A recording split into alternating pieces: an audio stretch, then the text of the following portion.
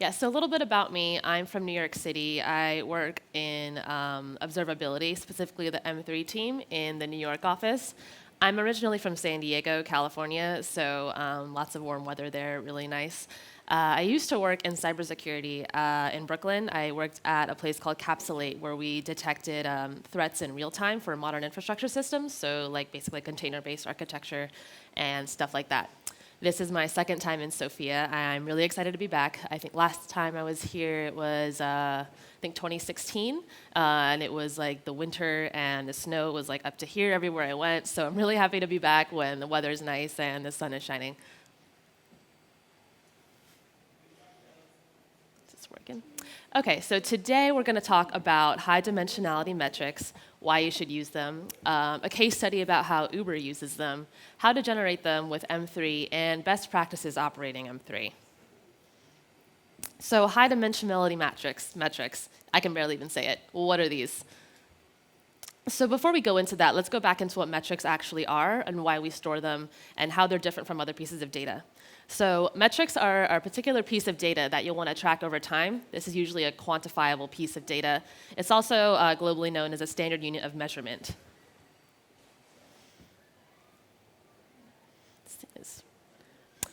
So metrics, we aggregate them as time series. And these time series are a series of numeric data points in successive order. And they're suited for large data sets where individual data points don't really offer much value. So let's take a single metric, such as a status code delivered by our front ends. This can be like a 200, 400, 500 code. And we want to record this as a metric. At Uber, we have roughly a few hundred important routes that we want to observe. But we also want some Uber-specific dimensions that we want to add to our tag. So if this status code is one dimension, we're going to want to add other dimensions such as route, regions, and app device version. For example, we have rides going around all around the world, as you might know, with Uber. So if we have some sort of software that's failing in London, that could be a hyper-localized failure. And while like San Francisco, New York, and London are still performing okay, these metrics will give us insight into how to drill down into where these are going. For app device version, there are some features that break when new versions are released. As you all probably know, as developers, when you deploy things, breaking changes always happen. So we have our Uber runs on Android and iOS. So we have a few hundred of these app device versions. You can definitely roll up metrics. Rolling up metrics is a way of aggregating metrics, where maybe if you want to look at metrics for a certain month, you collect metrics day by day, and then you aggregate them into one batch, and you can store it in a sort of compressed way, if you will. And not really compression, but that's basically what a roll-up is. So if you want to look at which route is failing for which app device version, let's provide this with an example. So let's say you rolled out an app today, and something goes wrong with the routes. If you want to look at an app you rolled out 4 weeks ago versus an app you rolled out today, you need to slice and dice the problem and start querying the metrics database with these certain tags. So if you individually collected metrics for all of these 250,000 time series, as you can see here, that's not really such a bad number. But now if we add stuff that engineers really want to look at, because if the software is failing, you want some software-specific attributes to drill down into. So you want differentiations like your experiment group or your host. And let's say there's 100 different of these times 2. So now you have 50,000 unique time series. But what does this all actually mean? Some cases can't be really flattened if you need to. Even if you add just a couple more dimensions, like 2 more dimensions with 1,000 values each, or 4 dimensions with 100 values each, you're going to end up with 100 million unique time series. And this is just for one app or one single emission. And this is a lot of metrics.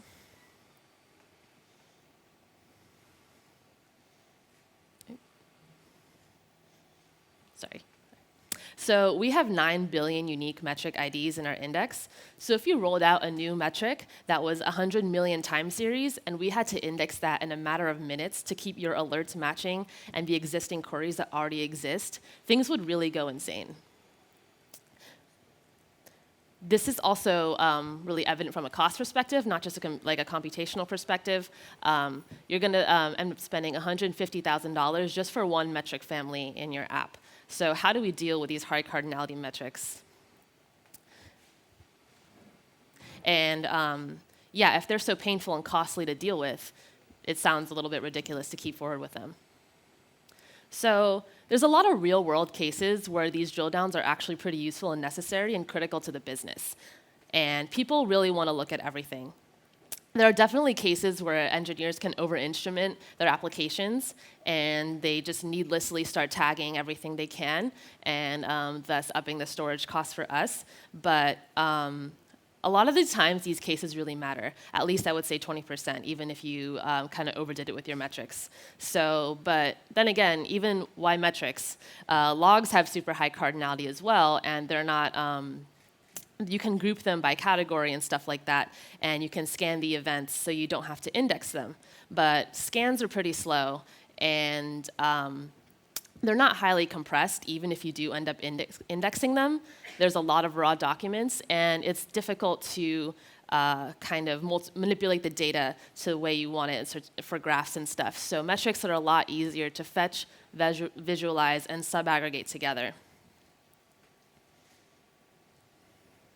So metrics aren't a terrible idea.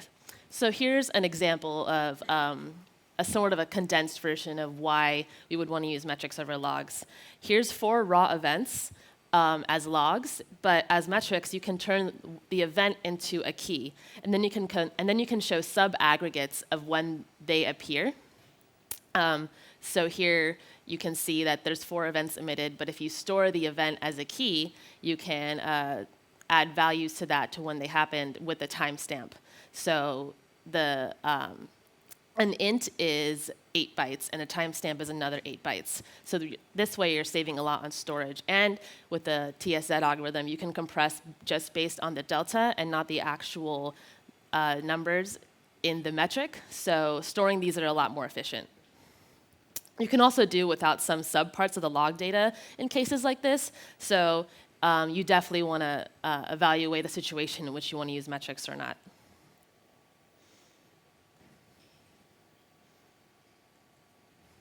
So how is this important to Uber and Uber's growth and how we've been developing things along the way?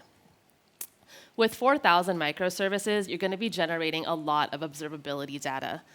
So thankfully, all of these services don't service traffic in the same way to the app, or else you would have a million metrics that look exactly the same. To further expand on that, each of these services solves some other smaller domain problem, but there's still a lot of tags to differentiate their metrics. So if things are going south very quickly, metrics will be super useful in these situations. So certain situations would be like capacity planning using system metrics. You can detect stuff like container load average or your disk memory usage on your hosts. If you want to evaluate a problem and your timeline spans within seconds or minutes, real-time alerting using application metrics would be really helpful here.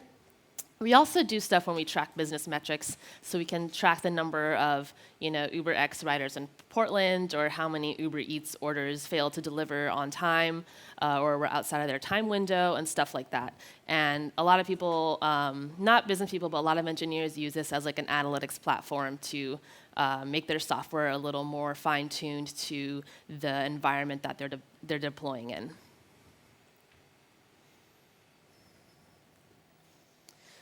So this is like a simple example of how you'd instrument an application to emit your metrics. This is super raw, and you probably should exactly do it this way. But the point of this example is to show that you have a timer, and for part of your metrics platform, you're going to emit something. At the bottom right here, it's the tagged metric. There's only one tag in this one, well, one custom tag, which is a code, and this response code right there. This is a counter type of metric, and you're going to increment it by 1. M3 also stores gauges and timers, as well as counters, because all of those can be quantifiable and quantifiable as a series. Also, if you're going to do something like this, it's better to kind of write it in like some sort of global middleware. That way you don't have to manually spend your time writing this code every time you want to instrument your application with metrics. So different people's metrics are going to have slightly different naming conventions and over concepts over the same thing, essentially. So I think the newest one that everyone's talking about right now is the SRE book. The use method and the read method are things kind of before my time that I haven't really researched, but maybe some of you are familiar with that sort of thing. But I compare this to a situation like when you have every house, that you live in kind of looks same on the outside, and every house probably has a sink and a kitchen, and they also have some forks. So, but every time you want to go to someone's house and you need to borrow a fork, you're like, where are the forks? You're like going in the drawers, everyone's forks are stored in different places. So finding that is a pain. And you can apply the same thing to metrics. You can store all your metrics, but discoverability is a big issue.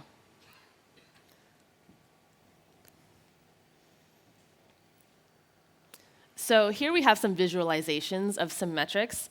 All of this is based on stuff emitted by a library and doesn't require any emission from the user itself.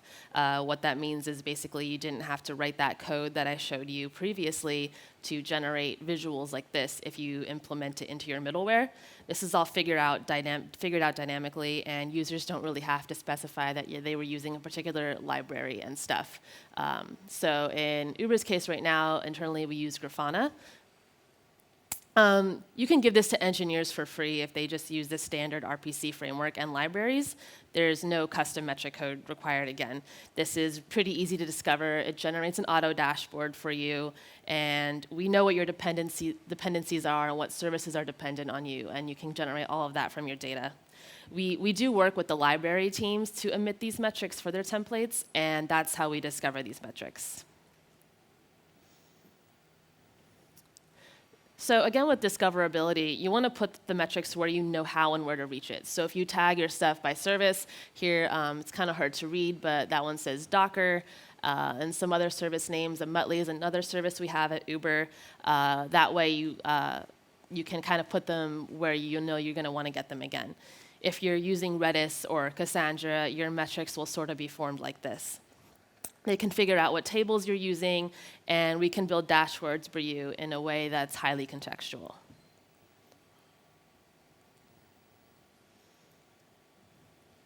Oh, I already went to the side. So software as a service companies are pretty good with this. We have like an internal RPC framework, and most places do. And in Uber, we emit those metrics for the users globally. So the advantages of doing this is that there's consistent naming for everyone, especially when it comes to your general service level metrics, like service name or the HTTP status code time. So yeah, again, we only have one library or agent to do this. It detects what you're doing, and we'll do the rest for you. So back again with the high cardinality. When you start to add all of these dimensions, things start to blow up again, even if it's into your middleware. Even though M3 has evaluated the pros and cons and the trade-offs associated with high cardinality, and we built a really powerful storage platform called M3DB to really address these issues, you're still using some sort of global middleware. So if you're that one team that wanted to monitor slow queries on a MySQL table, but only if it's maybe they only wanted to monitor if it was like a select and a group by. But so since you're adding that to your middleware, now you have a metric for everyone in the company that has a select and a group by for their queries.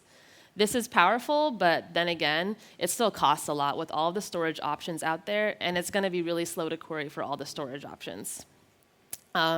Here's two examples. These are from 2018, so the numbers probably aren't correct anymore, or might have fluctuated slightly, but for OpenTSDB, you can have one machine that can kind of ingest comfortably 30,000 metrics. We built M3DB to be comfortable at ingesting 300,000 metrics per second. So we can do more of this kind of high cardinality stuff, and we don't have to get upset with engineers if they are, over-instrumenting their applications and stuff. And there's more details on the ingestion pipeline, such as, the aggregation tier. I'll show graphs in a second. We aggregate a bunch of metrics, but we only end up storing maybe 10 or 5% of those. So at the core of the M3 metric stack is M30B. This is our solution that we came up with to solve these problems.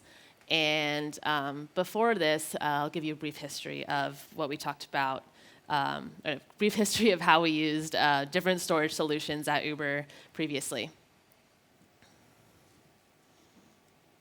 So Uber has a lot of data. The aggregator is like looking at 400 to 600 million metrics per second. This is depending on the time of day. So this was just, snapshot of these graphs on a random week when I was making these slides. This translates to about 130 gigabits per second.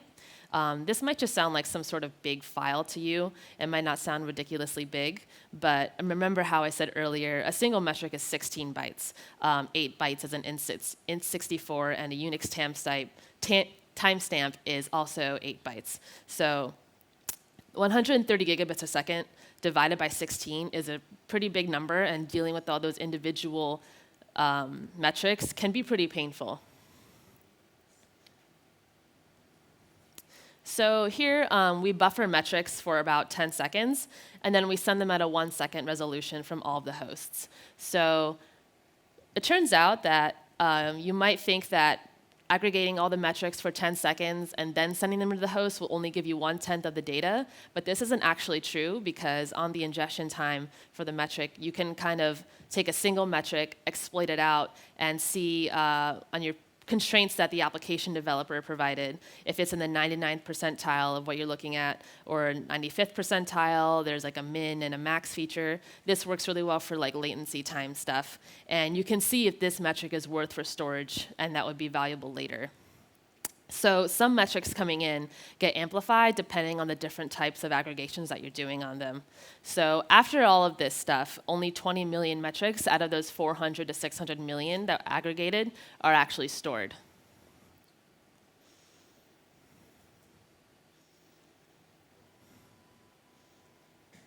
So right now, we store 9 billion unique metric IDs. If you look at the numbers on this graph, it said 6 billion, but also I think I snapshotted this about a few months ago.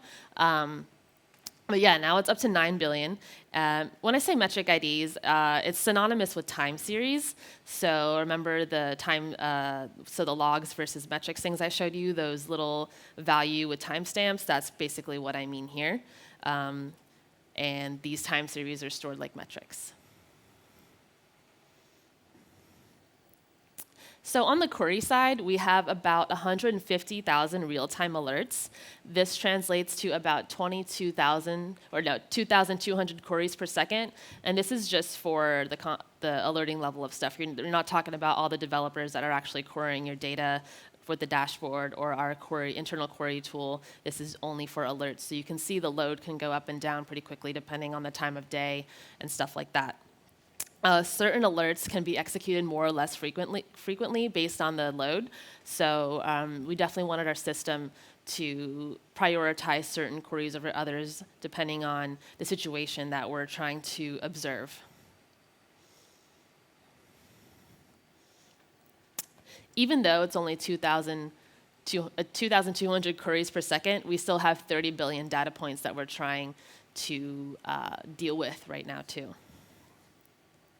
So this sounds like a pretty hard problem that we dealt with, and solving it wasn't really a matter of reducing the amount of metrics, but we had to basically add capacity to Uber's data centers.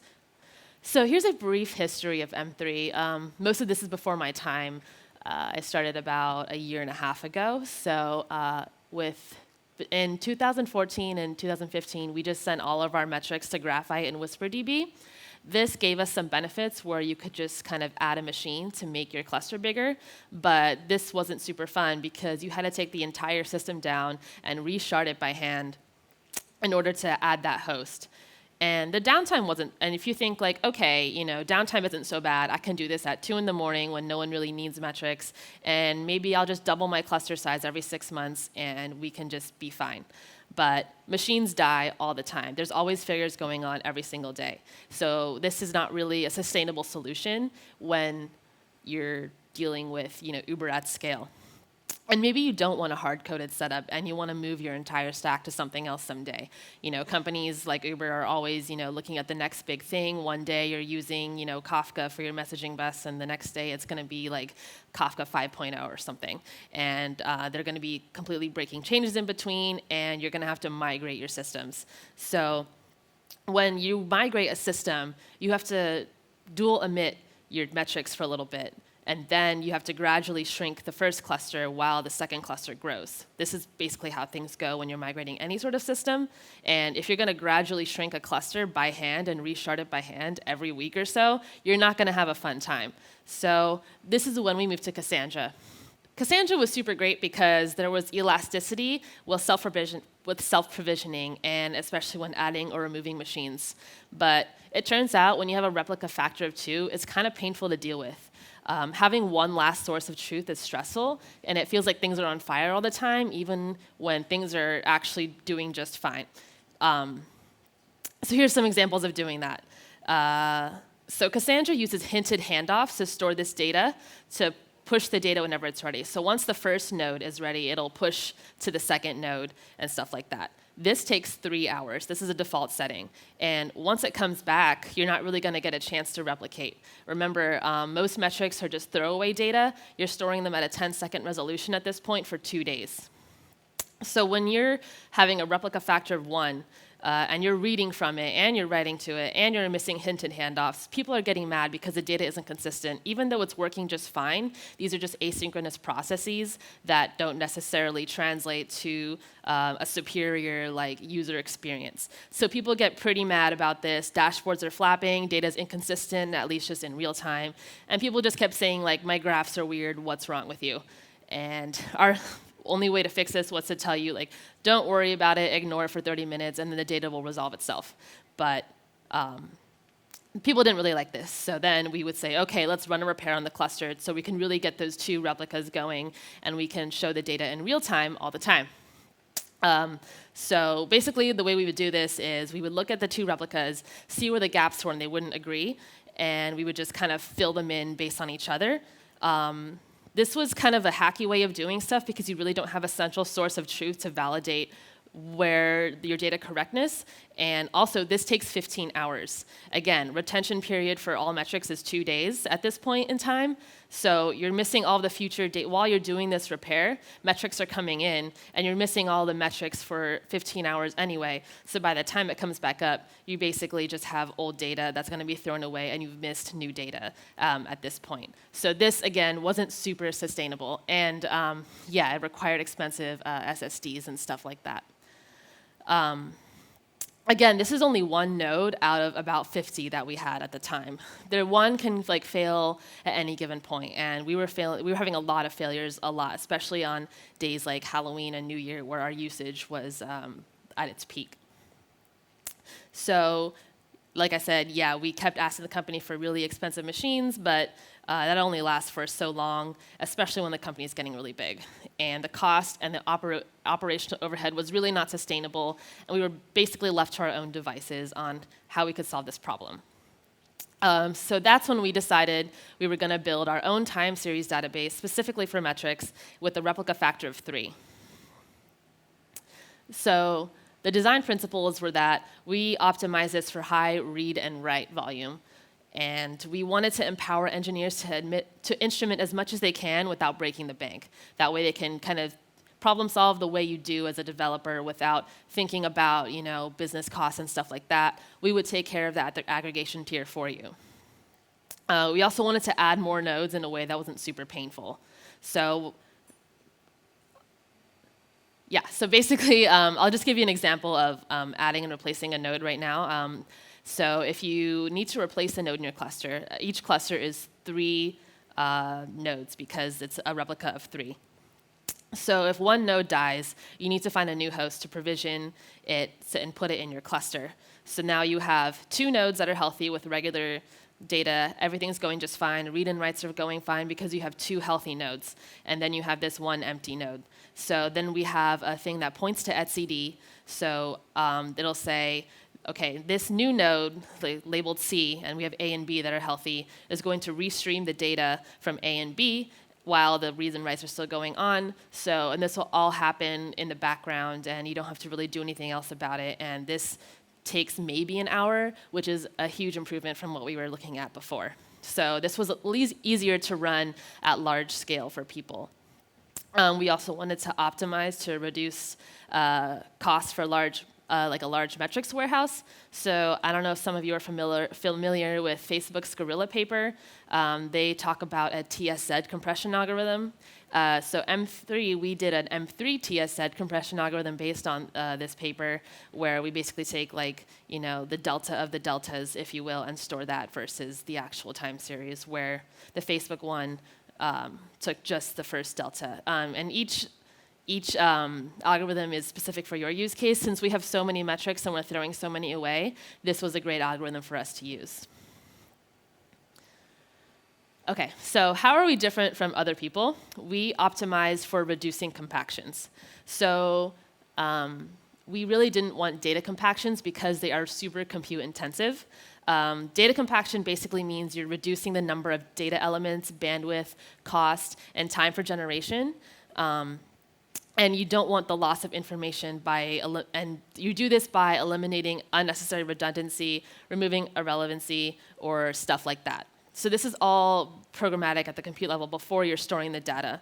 And it's an operational burden. You definitely want to use this sort of thing when you're dealing with user data or stuff that's going to be stored for years on end, because it makes sense to optimize that if you want to store something for that's valuable and usable for a long time, even though if you're not going to use it every day. But metrics, stored at 10 seconds, resolved at 10 seconds, stored for 2 days, you don't really need to do that. So compactions don't make sense because they make the hardware profile more expensive. So that's when we set up the stuff where we just throw certain old metrics away that we don't really want. With the min and the max and the P99, P95 percentile stuff with the latency issues. So if you want to look at this for a little bit, originally I said we store metrics at 10 seconds for 2 days. Now we have 5 different storage policies. So we have a 10 seconds, 2 days still. We have a 1 minute, 40-day resolution. I don't remember the other 2, but we go all the way up to, let's say, 5 minutes for 5 years. That's called our Glacier Cluster. So basically, every metric is a key in a key value database. The value of that key is an array of compressed metric chunks. Each chunk is relevant for different points in time.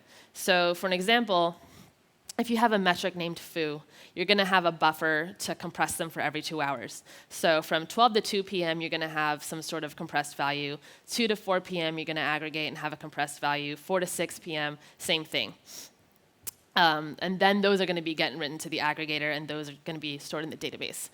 But when you're dealing with this, all the raw data points have to go into a write-ahead log, this commit log that you see here, which is basically a file. It's a key value format of persisted data altogether, and you want to save your values in a file set during the time window of reading. Otherwise, it's all in memory, and you're going to have a lot of computational usage again. So having all of that in a file was super useful for us in case you needed a backup or something like that.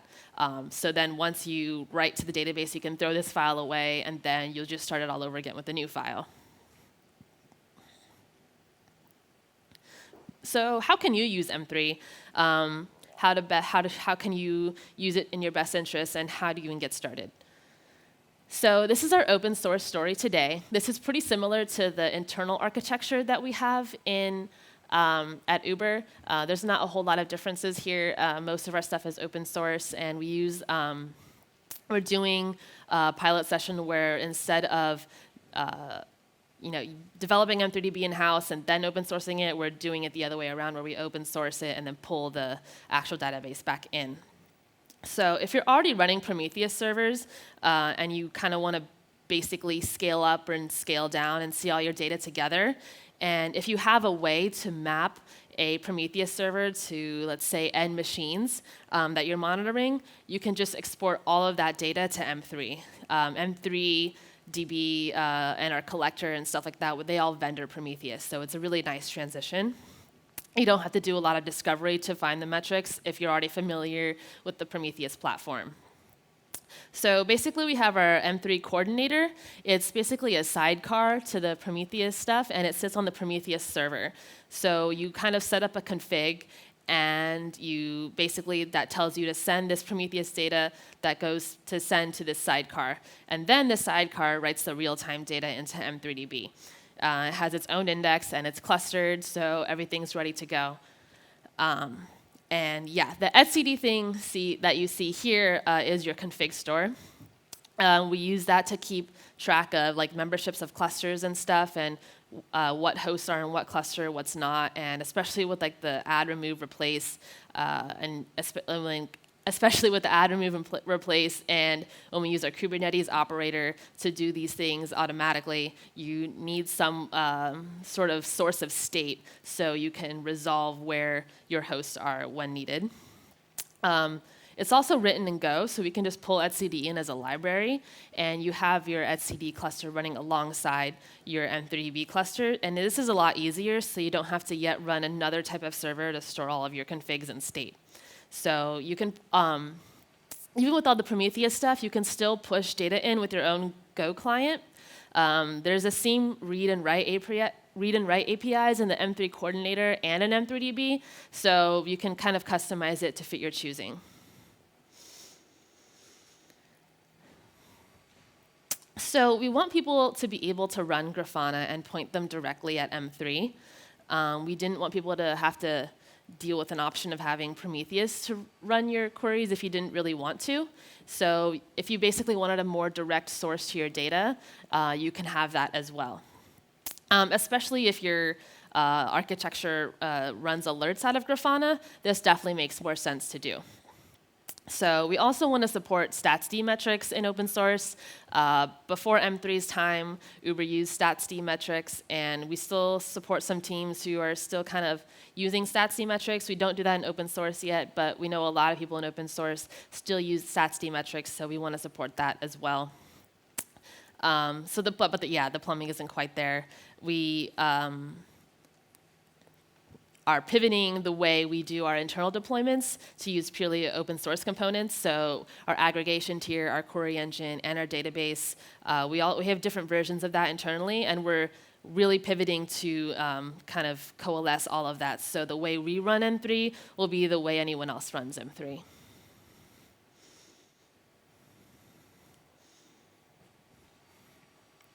So what does our roadmap look like for 2019? This used to be a lot more feature-heavy, feature-driven, stuff like that. But now a lot of the requests we got were just to add better documentation. It seems like all of last year we were just writing documentation all the time, but it wasn't an essential source of truth. So we kind of want it to be a little more centralized and stuff like that. We also have a lot of issues on GitHub, both from internal and external users, and we're trying to address those as well. Also, last year, we released a Kubernetes operator in alpha. We do have some customers outside of Uber using it as well. We have a Gitter chat room where you can ask questions on how to run it for your own applications and stuff like that. The links will be at the end of the slide if you're interested, but we definitely want to make this more robust as well. Right now, it's only working on GCP, but we definitely want to get it up and running in maybe like AWS and stuff like that as well.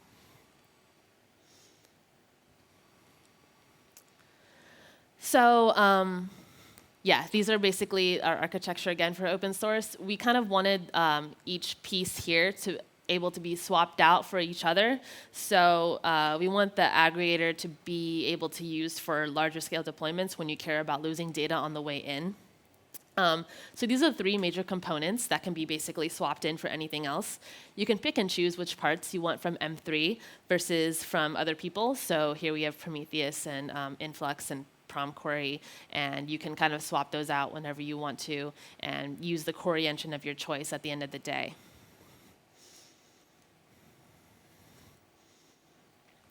So let's talk about best practices for operating M3.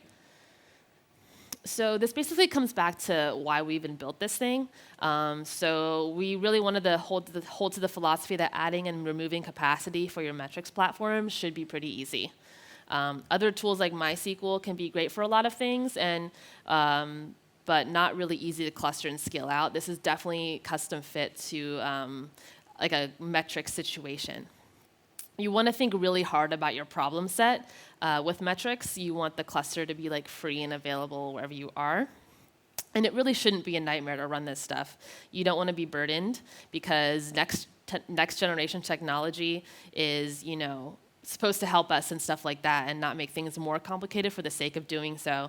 So we also kind of acknowledge that high cardinality metrics are continuing to be a huge theme. So things should definitely be things definitely should be improving at this point. This is where you can find our stuff. We have a few Eng blogs that have come out recently about M3 in general, our query engine.